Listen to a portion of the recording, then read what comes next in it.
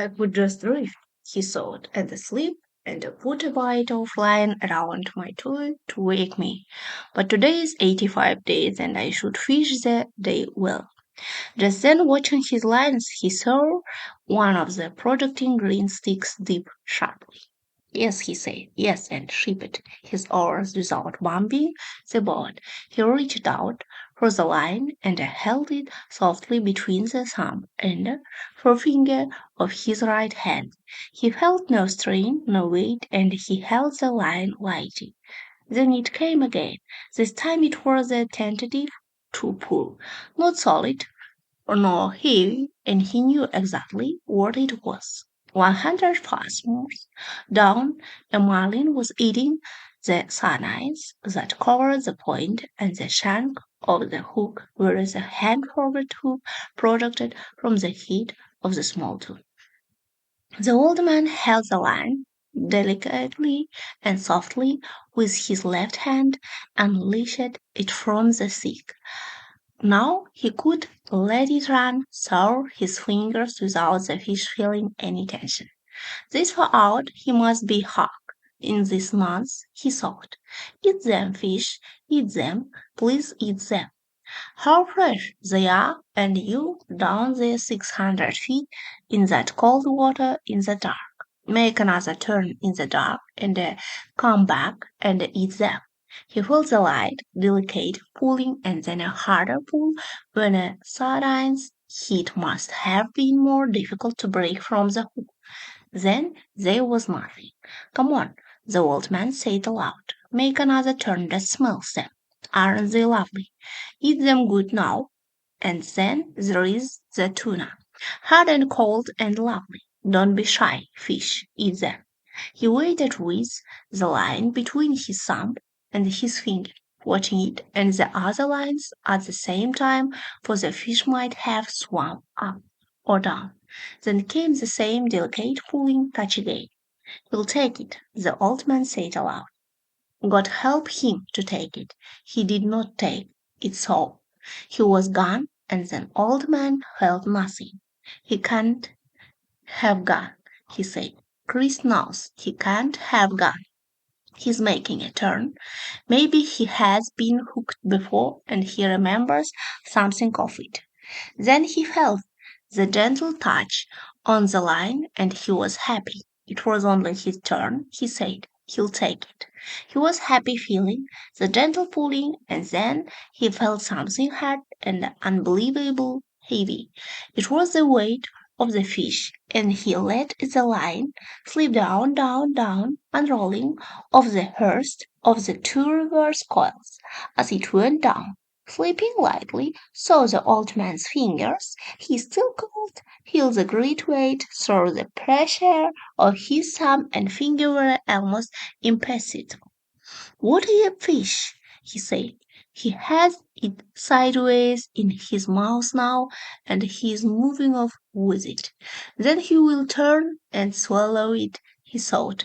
He did not say that because he knew that if you said a good thing, it might not happen. He knew what a hard fish this was, and he thought of him moving away in the darkness, with the tuna held crosswise in his mouth. At that moment he felt him stop moving, but the weight was still there. Then the weight increased and he gave more line. He tightened the pressure of his thumb and finger for a moment and the weight increased and was going straight down. He's taking it, he said. Now I'll let him eat it well. He let the line slip through his fingers while he reached down with his left hand and made fast the free end of the two reverse coils to the loop of the two reverse coils of the next line.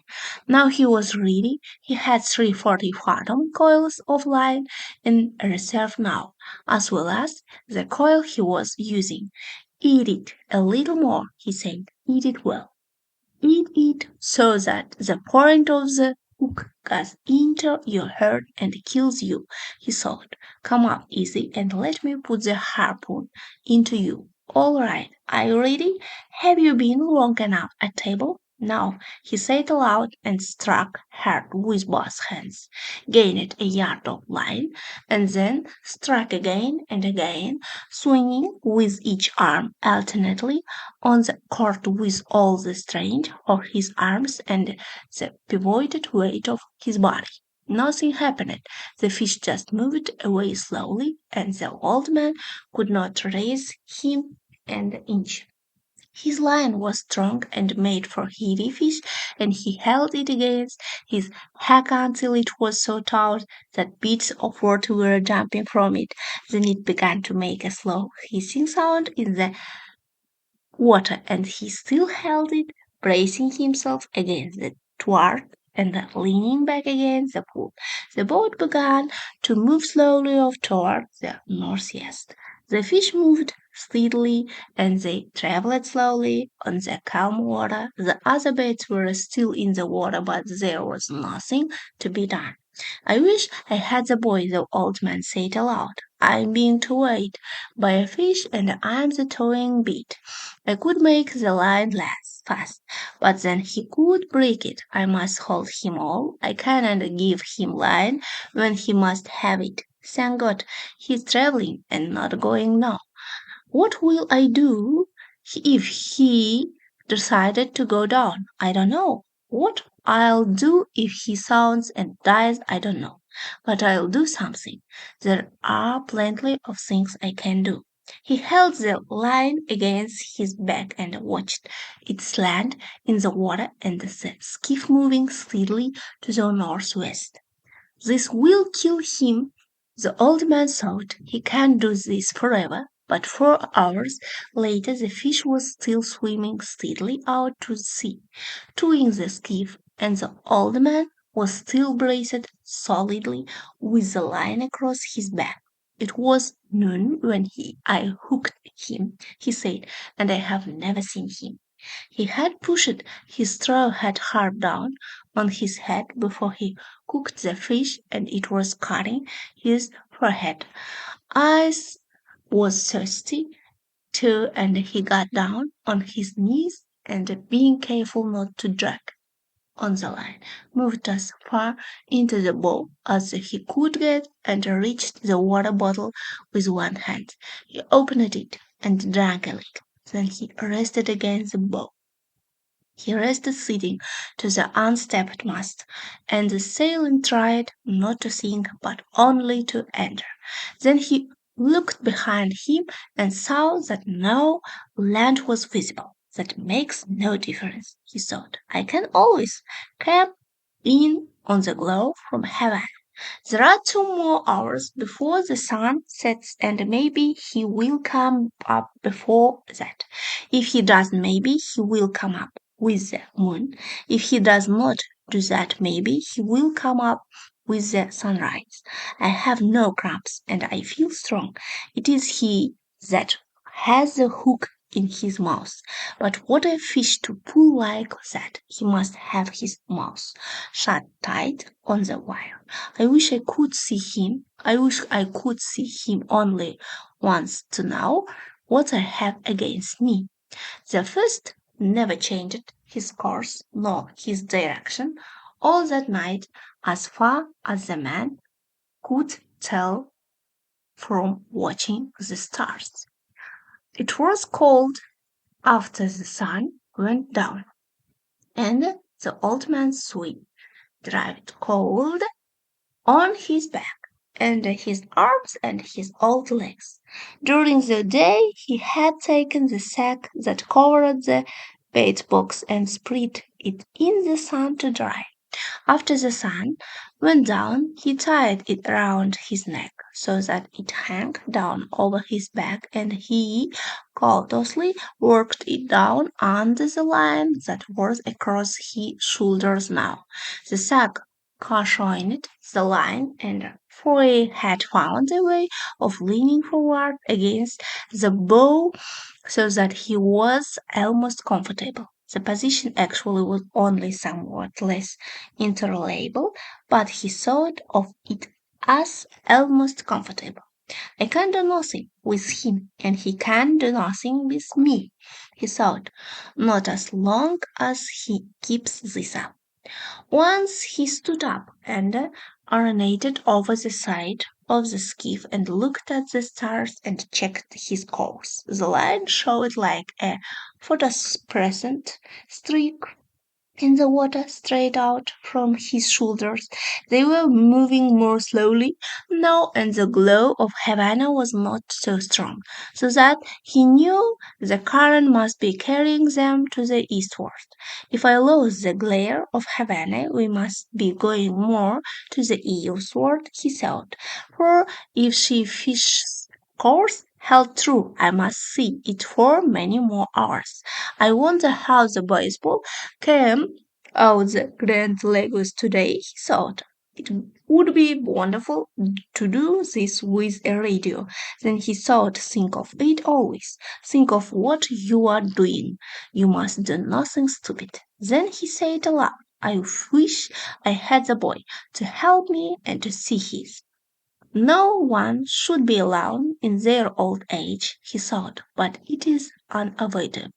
I must remember to eat the tuna before he spoils in order to keep strong. Remember, no matter how little you want to, that you must eat him in the morning. Remember, he said to himself. During the night, two porpoises came around the boat, and he could hear them rolling and blowing. He could tell the difference between the blowing noise the male made and the sighing blow of the female. They are good. He said, they play and make tricks and love one another. They are our brothers like the flying fish. Then he began to pity the great fish that he had hooked. Lie is wonderful and strange, and who knows how old he is, he thought. Never have I had such a strong fish, no, one who acted so strangely. Perhaps he is too wise to jump.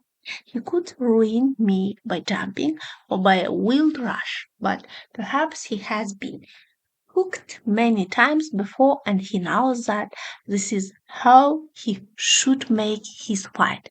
He cannot know that it is only one man against him, nor that it is an old man.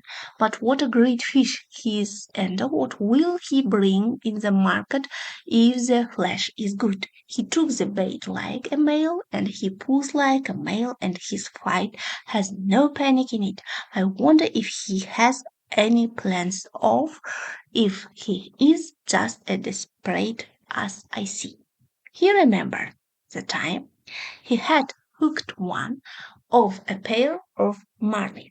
The male fish always let the female fish feed first, and he hooked fish, he female, made a wild, panic-stricken, despairing fight that soon exhausted her, and all the time he male had stayed with her, cursing the line and circling with her on the surface. He had stayed so close that the old man was afraid he would cut the line with his tail, which was sharp as a squeeze and almost of that size and shape.